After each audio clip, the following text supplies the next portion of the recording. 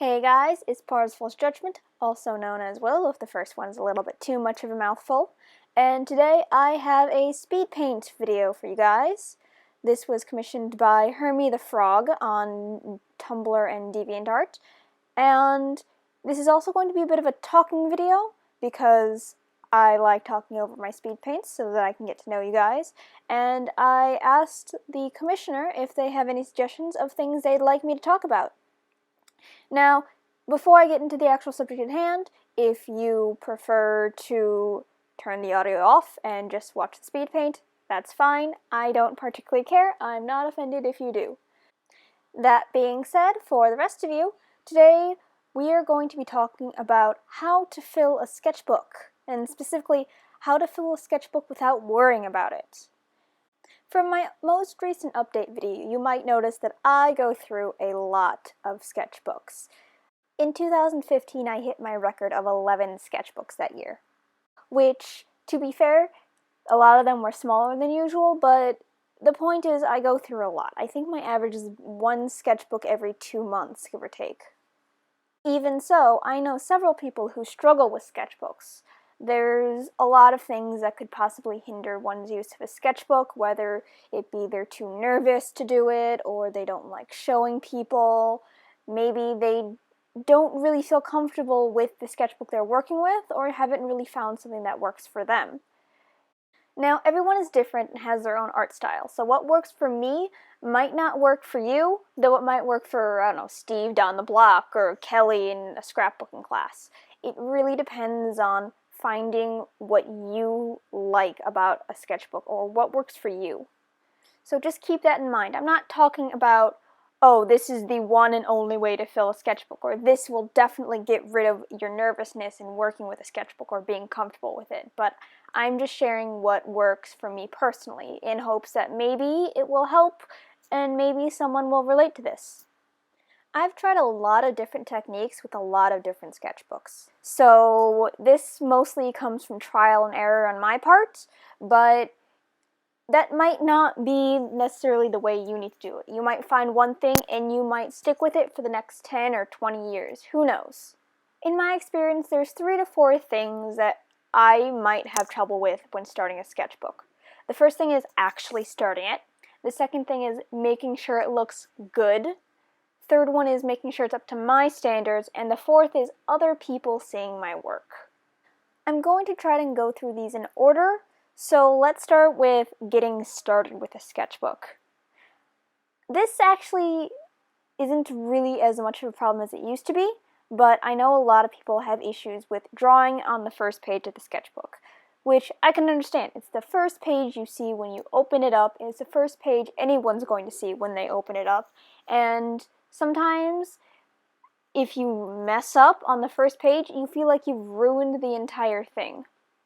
That isn't necessarily true, but I know a lot of people believe that, and sometimes I believe that too.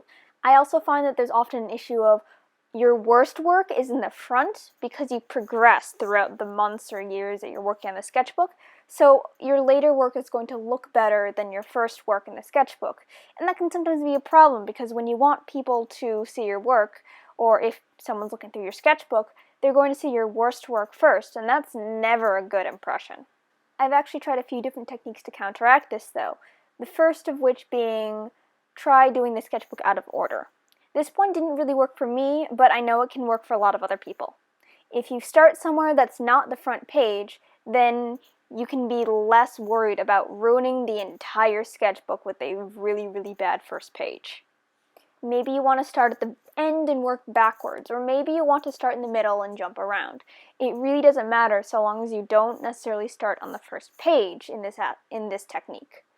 It really helps you diversify where your skilled stuff is and where your finished stuff is, and you can do whatever you want in whatever order, and therefore it's going to be a more even mix of your actual skills. Another technique I've used that I personally don't use now, but I know a lot of people do, is to take a page or a piece of work that you liked that you did on a scrap piece of paper and tape it in front. That way, you don't have to do the first page now, But if you find a piece that you like, that you're really proud of, you can just put that on the first page instead.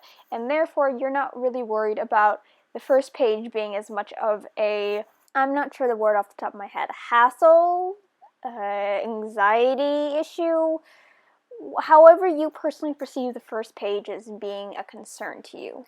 Now, for me, I like working through a sketchbook from front to back. I personally don't like jumping around in the sketchbook because I like to see myself work through the entire thing.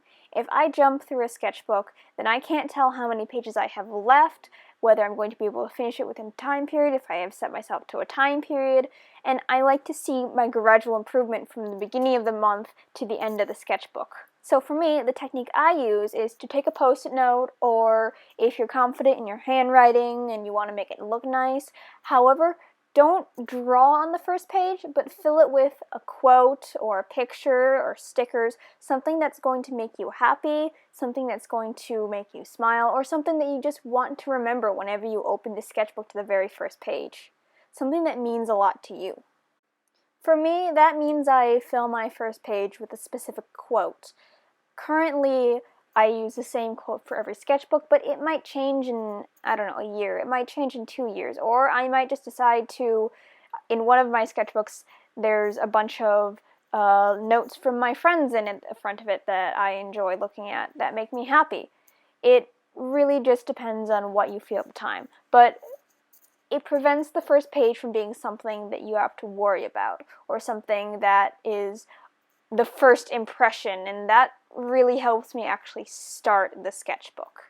The second and third things I mentioned when it comes to sketchbooking that might make me anxious are making sure it looks good and making sure it's up to my standards. Now those are sort of two separate points, but they go together, so I'm going to address both of them at the same time.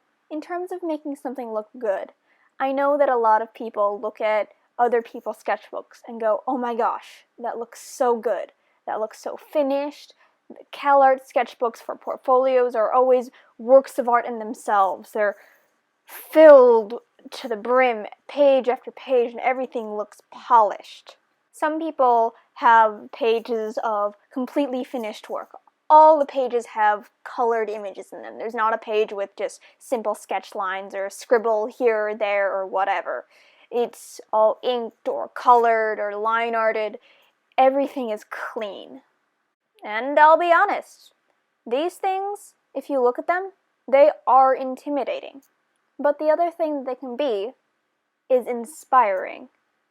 So when it comes to trying to make my sketchbook look good and trying to make my sketchbook look finished, there are ways to make a sketch look finished, even if you're not actually going to go beyond a line art or an actual scribble. There are ways to make things look like those fancy CalArt sketchbooks that everyone's intimidated by, or whatever. And that way is pretty simple. If you see something in someone's sketchbook that you like, and that you are extremely stunned by, do it yourself. Try it. Put it in your sketchbook. In terms of how someone constructs a sketchbook, everyone's going to be different, and there's no real way to steal someone else's sketchbook style. So if you see a sketch page in someone's sketchbook that you like, try and imitate it. If they have a bunch of sketches and maybe they have done an ink wash over all of them to fill them in, and that makes those sketches look a lot more finished than they actually normally would, give it a shot. Maybe they put a colored box around their sketches and color in the background in a solid color, and that might make it look a bit more finished. Maybe they fill empty space with post-it note doodles or sketches from other books they've taped in with washi tape or masking tape. It's really up to you how you want to try it, but if you see something that you like, do it. It doesn't have to turn out perfect. It doesn't have to look exactly like what you're going for. But if you try it, maybe it might turn out better than you thought, and maybe it'll look really nice. Or, maybe you'll find something in there that you like. Or maybe it won't work for you and you'll have to find another way. But either way, you tried something different, and by collecting things that work for you, that you like and enjoy in other people's work, it'll help you get through that sketchbook. Figure out what you like about other people's sketchbooks. Study a lot of different types. Look at illustrators, look at animators, look at people who do abstract art. Everyone has a different sketching style, and try and find something that you like and try to do it yourself. However, this does lead to the other part of the point, which is keeping it up to your personal standards. Your personal standards are what you like and what you think looks good. And maybe you try and imitate one of these pages and you think it looks ugly. It's not what you wanted, you don't like how it looks, it's not at all what you were imagining, and you are worried that it's now all ruined. It's not. There's a few things that you can do for that as well. I assure you, your sketchbook is not ruined. In my case, if it's a small mistake, I like to take a post-it note and just put it over the art, and then try and redraw the part that I messed up. It gives it a very different and unique feel, and there's a spot of color on the work that wouldn't be there before, or a different tone to it. Another method that I've used is to cover something up with another sketch.